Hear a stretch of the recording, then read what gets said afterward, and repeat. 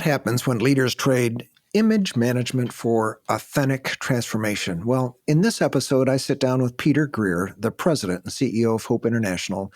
His honest insights on identity, humility, and faithful leadership are both challenging and deeply encouraging. I'm grateful for Peter's transparency and wisdom, and this is a conversation every Christian leader needs to hear. Welcome to the Flourishing Culture Leadership Podcast, your home for open, honest, and insightful conversations to help develop your leadership, your team, and build a flourishing workplace culture. Hi, I'm Al Lopez, the co-founder of the Best Christian Workplaces and author of Road to Flourishing, the go-to research-based, Christ-centered guide to building a flourishing workplace culture. And my passion is to equip Christian leaders like you create engaged, flourishing workplaces where people thrive and organizations make a significant kingdom impact. As this month comes to a close, I'm passing the mic and trusting the Flourishing Culture Leadership Podcast to the next generation of leaders at the Best Christian Workplaces. You'll hear more about that in the weeks ahead.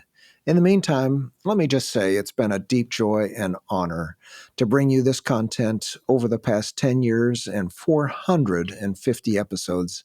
I'm incredibly thankful for the opportunity to walk alongside you as we've pursued the vision where Christian-led workplaces set the standard as the best, most effective places to work in the world.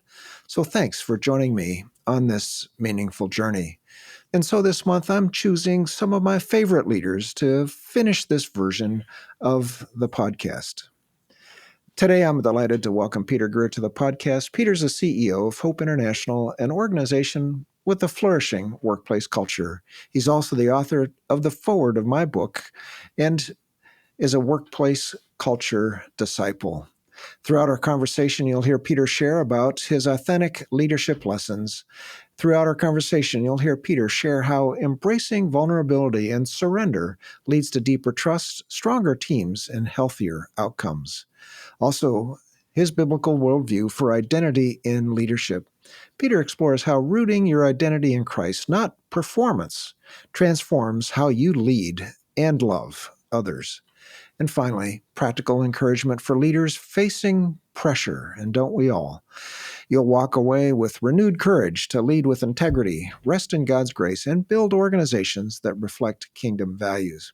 I think you're going to love this interview with Peter Greer, but before we dive in, this podcast is proudly sponsored by the Best Christian Workplaces Employee Engagement Survey, the most trusted employee engagement tool for faith-based organizations. With thousands of leaders already using our platform, each new participant strengthens the growing network committed to flourishing workplace cultures. What makes us unique? Well, we're the only research-based, biblically grounded employee engagement survey designed specifically for Christian-led organizations, providing insight and transformation through a kingdom lens.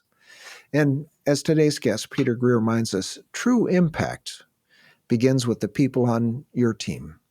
When leaders listen well, they invite transformation in the culture and in the hearts of those who serve. That's exactly what our survey helps you do.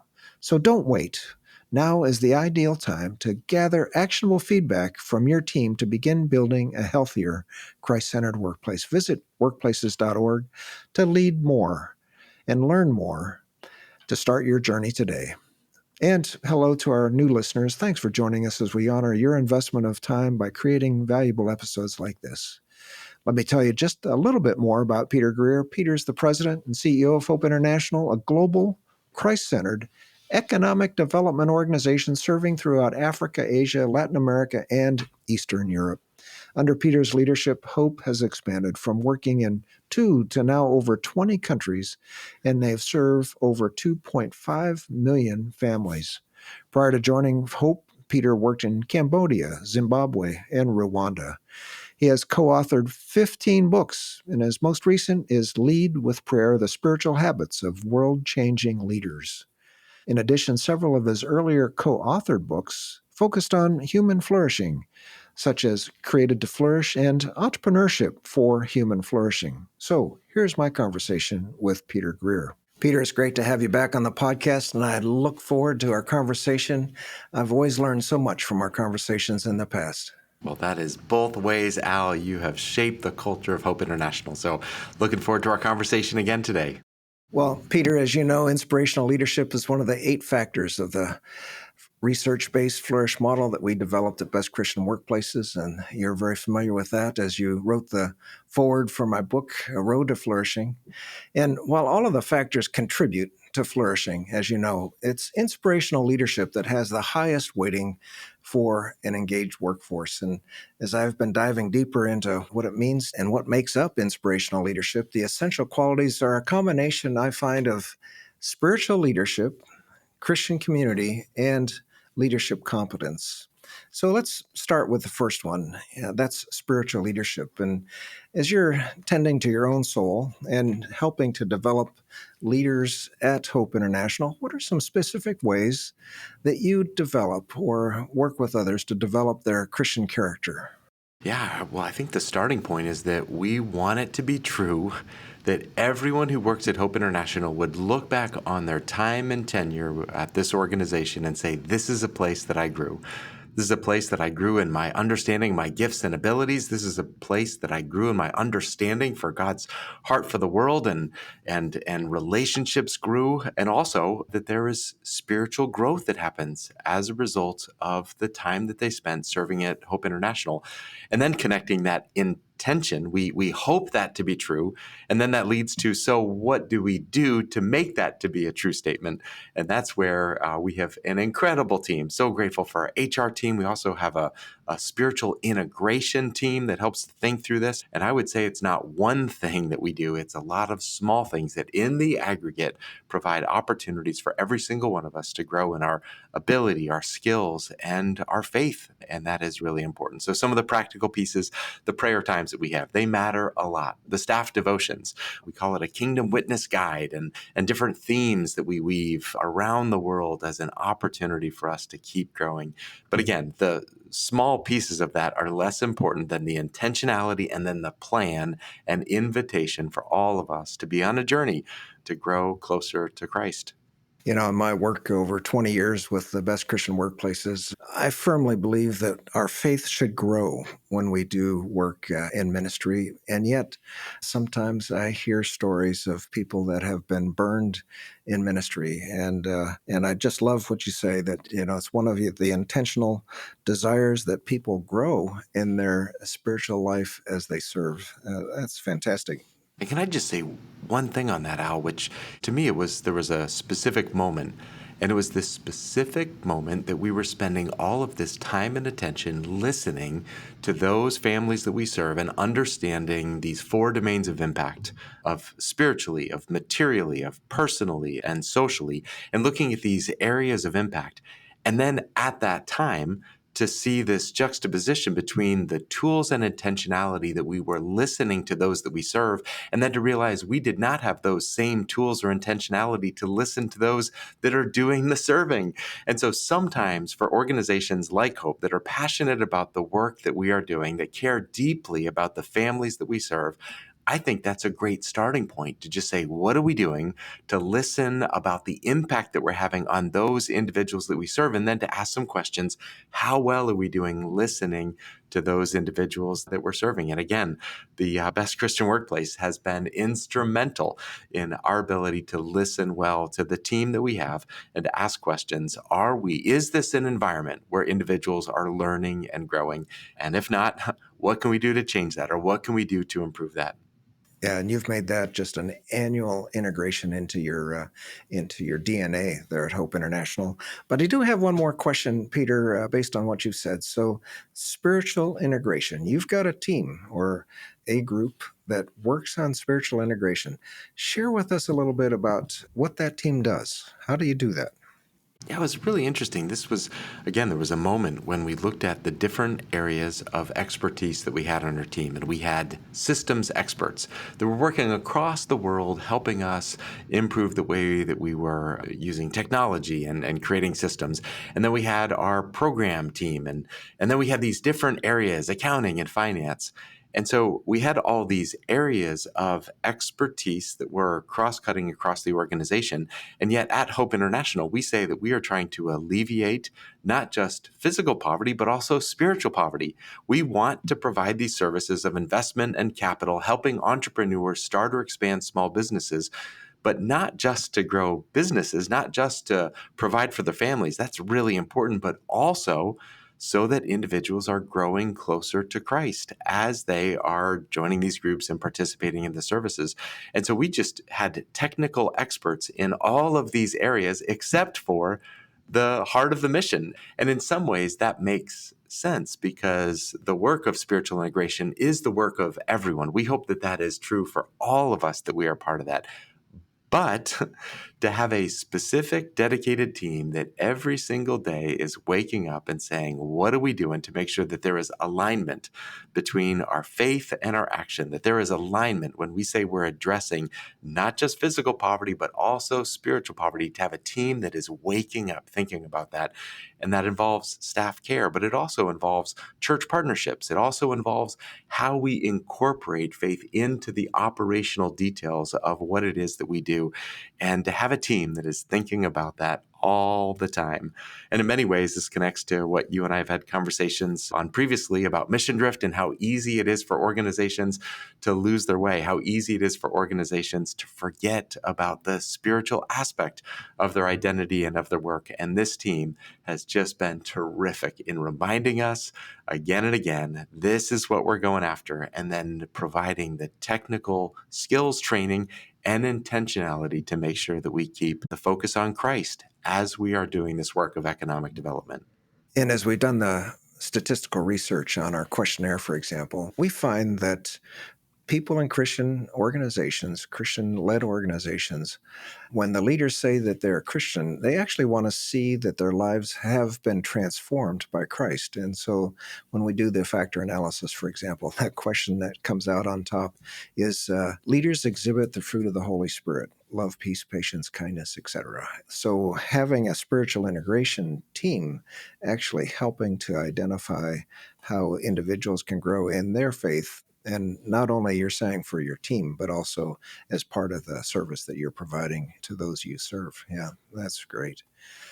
Well, let me say, Peter, a flourishing workplace thrives on not only inspirational leadership and spiritual leadership, but authentic relationships rooted in Christian community. And you're talking about that already. And as our organization reflects Christ and creates an environment for Christian fellowship among the staff, we're living out kingdom values in that process. So I'm interested to hear how you cultivate Christian community. Now, you've mentioned already prayer integration, you've mentioned worship times. So I'm interested to hear how you cultivate Christian community amongst your staff at Hope, both in your teams in Pennsylvania and around the U.S., but also your 1,500 people around the world. Christian community, how do you develop that?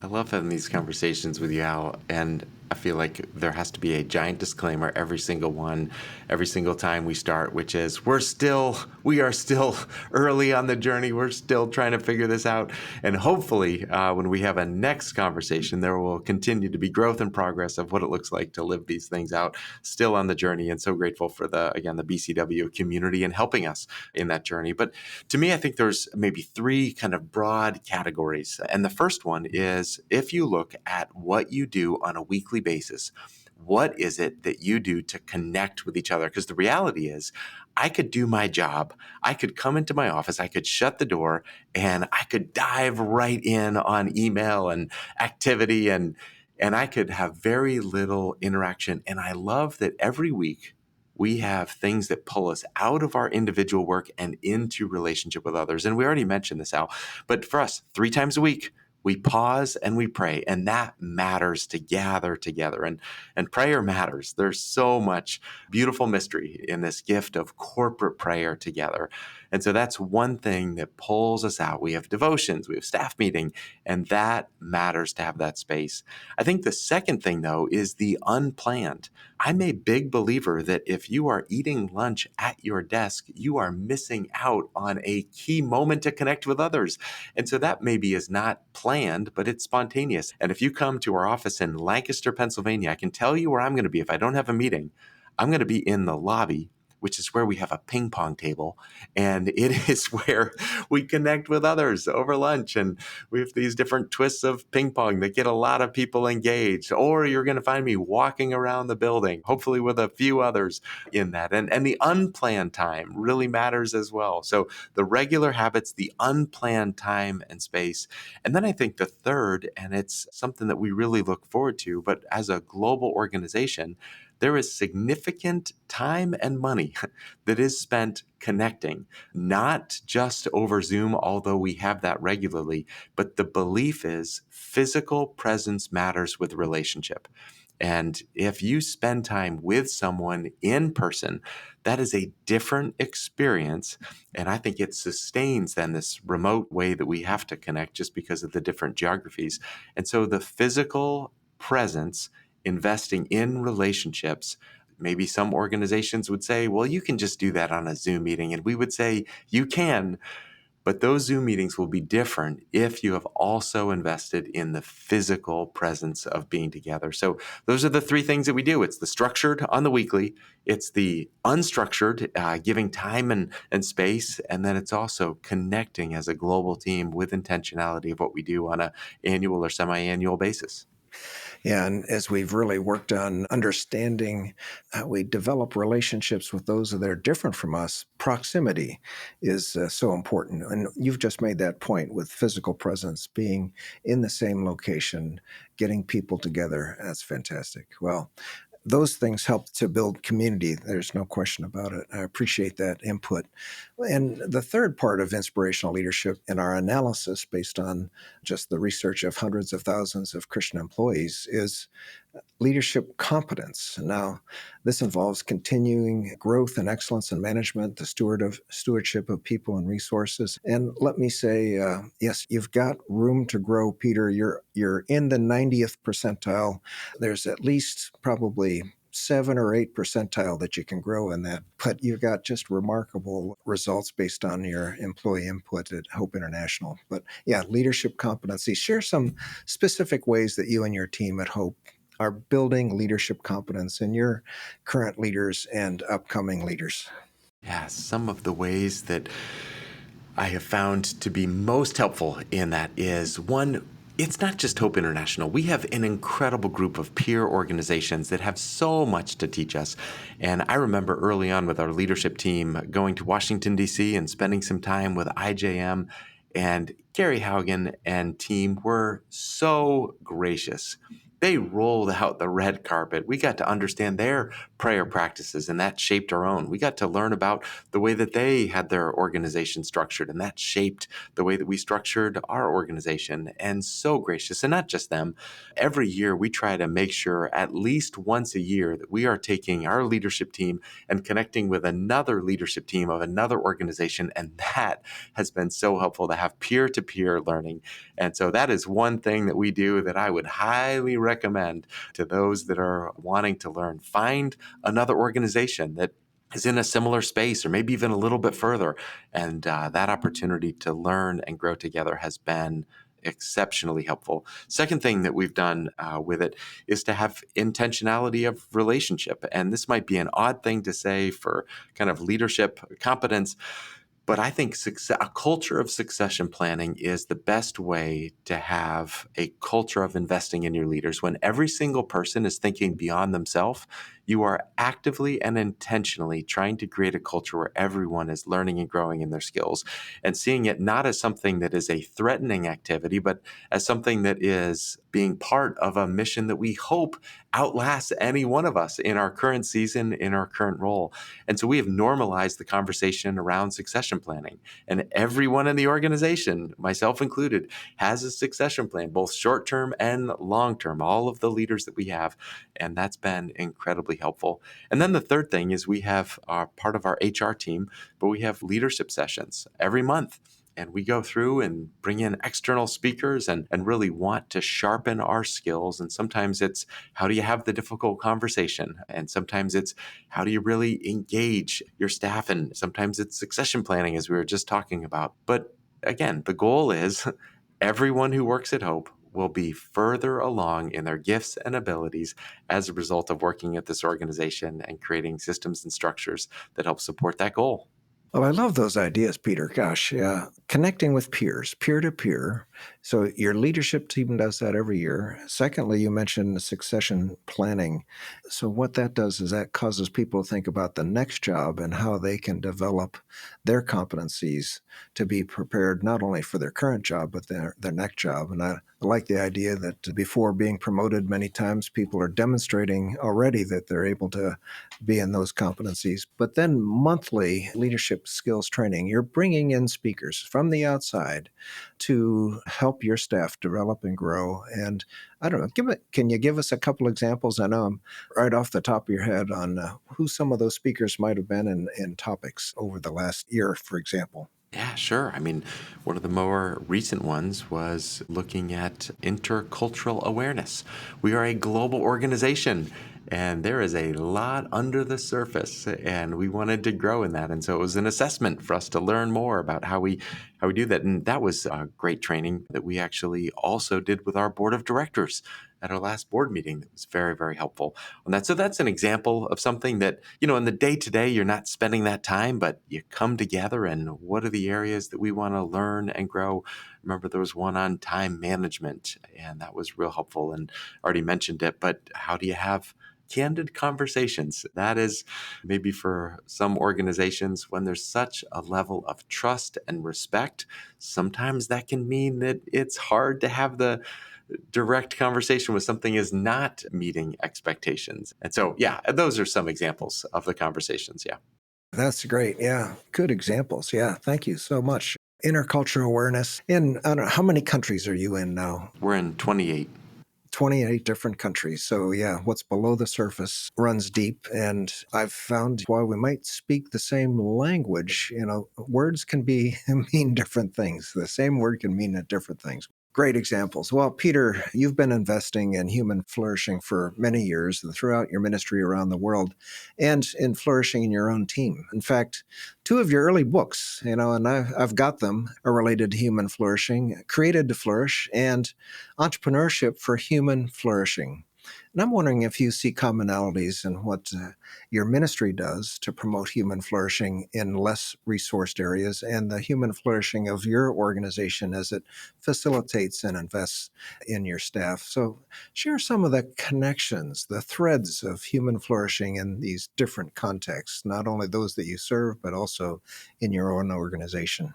I think it is the most incredible thing to look at this world that God has made and to realize that the way that it's made is you can take one small seed, you can cover it with some dirt, and you can have some inputs, and then you can have 100-fold return of that one seed. That is incredible, the way that God has made the world. And I don't think that's just talking about agriculture, although with Hope International, we do a lot of investing in agriculture and entrepreneurs that are serving in different contexts of animal husbandry or gardening or something like that. I think that is a principle that is also true in the way that God has made us as well. And I think it is the privilege. It is such a privilege to invest in people. And at the end of the day, that's what we do. The capital that we raise, it's not just starting businesses, it's investing in people. And Al, you said, what is the connection between the work that we do? I think the same is true for the team. We want to invest in people. We want to have this to be a place that people know they are valued, they are seen, that their gifts and abilities, they're growing in those abilities. And I can't wait. When the time comes for me to transition out of my role, I can't wait to be cheering on this team of the future leaders that are going to come and the future mission that's going to continue. And so I think that's the parallel to me. What is the way to flourish? What does that look like? Well, I think it is investing and then cultivating and helping things grow. And that is true in the way that God made the world, but it also is true in the way that God has made us. Yeah, so cultivating, investing in your team, and then you see how that cultivation, how that investment actually is then rolling out, playing out in the people that you're serving in the under-resourced around the world. Yeah, a very, very strong connection. I can see that. So, well, You mentioned this earlier, but I wanted to come back to one of the great qualities of Hope International is the commitment to innovation, and that comes from listening and acting on employee suggestions, and that's one of your strengths. So tell us, how do you engage your staff in creative thinking? And that's so important in a rapidly changing world, and the world is changing faster and faster as time goes on, and we have to stay right up with that. So, how is your organization, how has Hope incorporated a spirit of listening and innovation into your planning and actions and work overall? Yeah, those are two important words, aren't they? Listening and innovation. And they're connected. They're absolutely connected. You know, a lot of organizations have monitoring and evaluation, and that is a whole sector of research. And at Hope, we added one word. We actually call that department and all of the work that we do listening, monitoring, and evaluation to really relocate it from a research project to listening and responding to those that we serve. And so we certainly monitor and evaluate, but we do it with a posture of listening. We do it with a posture of saying this actually has the ability to reinforce or undermine our mission. If people feel like they're objects to be studied as opposed to people to get to know, then we actually might be accidentally undermining our very mission in the way that we go about the process of looking at impact and all those important questions. So that is what I would say. Listening is the foundation. And we actually connect it to prayer as well. We call prayer as listening to God. And then we talk about listening through these different tools to those that we serve as two really important pieces. But listening is also an opportunity to listen and respond. And so I would say the greatest innovation that we have had as an organization has not been because we have been sitting in Lancaster, Pennsylvania, coming up with great ideas about what to do around the world, but it has been listening to the families that we serve, asking questions about their dreams, about their hopes, about their frustrations, listening for opportunities for us to come alongside them in the businesses and enterprises and work that they are doing. And so listening and then responding leads to innovation. And again, I can think about some of our very specific programs and practices that we have. We were just talking about agriculture. Our increased investment in agriculture was directly related to listening to the families that we serve and realizing how many of them, that was their hope, that was their dream, that was the opportunity, better health, better nutrition, better ability to provide for their family by using what they had, their land. And so that is one very clear and specific way that we've been shaped by listening and responding to those that we serve. There's a formula there: listen plus respond equal innovation. No question. Yeah. So, for ministry leaders and those that are listening to our podcast now, I'm wondering if you'll just reflect for a moment. What are you doing to listen and respond, and how is that leading to innovation? And if I know many ministries are wondering, well, we need innovation, we need more of it. So that's a great formula. I appreciate that. Yeah, that's great, Peter. Thanks. And also, organizations that are thriving have a shared sense of mission and direction. And again, at Hope, people really know the direction, they know your strategy. That's perhaps the highest score of the 8 drivers of employee engagement, along with inspirational leadership. So, as a leader, how do you communicate a sense of momentum and forward progress to your team? I mean, you've had great forward progress over the years, and you might say, well, I can just step back and we've got a great history of forward movement, but I bet you really believe that no, you've got to continue to communicate a sense of forward momentum. Give us some ideas. How do you do that with your team? Simplicity, clarity, and repetition, I think, are the 3 words that come to mind with this. Simplicity is, early on, we had this strategic plan, and it had 47 different points that we were going after. No one remembered all of them. I didn't remember all of them. But at that point, we were trying to get everything into one plan. And the result is we had a lot, but we had no simplicity. And without simplicity, then there is no clarity. And then that just led to ambiguity and confusion. We have changed that, and we've worked really hard to say not what are the things that we could be focusing on, but what are the most important things in this particular season to focus on.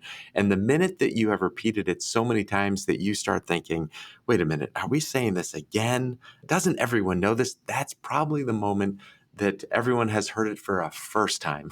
And so we really are big. Let's simplify, let's clarify, and then let's repeat, repeat, repeat, and provide updates on that. So for us, we have a one graphic that says this is what we're going after in this particular season. And it has 3 objectives and 3 supporting objectives. And my guess is you could ask anyone at Hope International to tell you the 3 areas of focus and where we are. And I think you'd get a very, very, very high rate of response of people that would be able to say, this is where we are as an organization. This is what we're doing, and this is the ultimate reason why we're doing it. So I think for me, those words of simplification, clarification, and repetition, I think would drive us in how we communicate. With regular updates as well. Yeah, that's right. Yeah. So you mentioned 3 objectives in a season. So how long is a season, Peter? Is this a quarter, a year? What kind of time frames do you use? Yeah, so we've been going for a little bit longer term than that. We've been doing different seasons of strategic plan. And obviously, there's a lot of other work that happens department by department. But the overarching of what we're going after as an organization are things that for us was a 4-year time period that we've been really going after it. So you've got 3 objectives over a 4-year period of time that you really are focused on, and as you say, everybody knows what those are, and it's repeated regularly over that 4-year period of time. Yeah, fantastic. Well, Peter, over the years as we've worked together, I know that your ministry, Hope International, started in Ukraine. Ukraine continues to be in the news. And, as I think about the families that are stuck in this war, it's just heartbreaking news. What are some of the ways? And I know you continue to work in Ukraine even with the war going on. So, what are some of the ways that Hope is working with Ukrainians in their ongoing struggle? And how can we be praying and supporting people in the region? Oh, I so appreciate that question. And the heart, many times there's an initial response, but then a situation is too quickly forgotten. And so thank you for asking back then, and thank you for asking now. The reality is, it in some ways is normalized what should not be normal. It is normalized that there are still the air raid sirens, there are still attacks regularly, and it does not hit the news in the same way, but I assure you it still disrupts lives and families and churches and communities in a very real way. And so for us as an organization, in many ways, the question is, what do we do? And I think the natural response is to say, well, let's just wait till there's full peace. I don't think that is the most loving thing to do. And if I was living in Ukraine and I had the opportunity to get to work now, I think I would sure appreciate people that aren't waiting for all of the questions to be answered before showing up and trying to figure out what to help. And I'm so grateful for our team there and Andre Kopel, who is our managing director, the posture of courageous compassion to say, in the midst of the uncertainty, let's continue to lean in. Let's continue to respond. Let's continue to figure out what it looks like. And I know that is making an impact for the gospel. I know that is making an impact for the families that we're able to serve. Individuals, we heard one story I was talking to Andre not that long ago about an entrepreneur named Olena. And literally, she lost everything when her region was attacked by Russia and had to totally restart in a new area. And imagine, like, who's going to provide startup capital, coaching, training for someone that has nothing at that point? And I am so grateful that the answer for Elena was Hope International. We were able to invest in her business, and no surprise, her business is growing and she's able to provide. She actually just built a bomb shelter for her school in her region so that kids could continue to go to school in that region. And again, so that's the great joy, is even in the midst of disruption, to still be able to show up, to still be able to invest, and to watch what Ukrainians are doing to rebuild Ukraine, even as they pray eagerly and wait for full peace to come. Yeah. So you're saying Elena was in one area that was impacted by the war. She's moved to another area in Ukraine, and through Hope International and the microfinance lending, that she's restarted and is growing your business. Yeah. That's exactly right. Wow. Yeah. Yeah. Well, God bless your work in Ukraine. Our hearts and prayers are with you for sure. Well, Peter, gosh, I always appreciate the wise words that you have and that you've shared with us. And particularly, I really appreciate the wise words you shared in the foreword of my book, Road to Flourishing. I've got it open here. You use the phrase, it's all about the soil. As we talk about creating flourishing and how using the agricultural example, toxic soil does not yield good flourishing crops, yet a flourishing soil does, and it's all about the soil. But even going back to our conversation today, I've just appreciated so much and talking about Christian character, and again building into the soil of Christian character, and it's building into the gifts, helping with the heart, building relationships, and focusing on the spiritual growth of your team and those that you're serving, and how you've created not only an HR team, but a spiritual integration team to help make that happen. And that's also when it comes to Christian community, focusing on relationships, both planned and structured as well as unplanned. I love the managing by wandering around. I've seen that ping pong table in the lobby of Hope International. Yes, that does create relationships. It builds the sense of fun and cohesiveness in your culture. How you work with competence and building leadership competence, learning from peers. I think again for us as team leaders, how do we learn from our peer organizations? That's a great innovation. Making sure that we've got good succession planning where all of our team members are understanding how they should and could grow to even more effective, and then bringing in speakers and monthly leadership skills and training with topics of the day. That's just fantastic. But the formula for innovation: listen, respond, and that equals innovation. So this has just been a great conversation, Peter. Let me ask you, what would you like to add that we've talked about? Thanks, Al. Always great to have time with you. I think the one final thought is it was 10 years ago that Chris Horst and Anna Haggard and I wrote the book Mission Drift. And hard to believe that was a decade ago. But really, there have been a lot of additional learnings from that time. But we were asked to consider, does it make sense to write a sequel on that and to do maybe a revised and expanded version? And we realized that there's something that I think we missed in Mission Drift. And it is that it's not just organizations that drift, but it's leaders who drift. And so we started going on a journey to say, what are some of the principles that we can apply, not from how organizations drift, but what can we learn about how leaders drift? And so you and I have a shared love of learning and writing. And so Jill Heisey and I have a book coming out in September, and it's called How Leaders Lose Their Way. And it is all about that. It is about how we lose our way and how we drift. And most importantly, what we can do to get back on track and how we can make sure that we don't fall into that statistic that one study found that only 1 in 3 Christian leaders finish as well. And we think that is too low a percentage. And so how do we do that? What do we need to pay attention to? What are the small steps or small compromises that we need to pay attention to right now?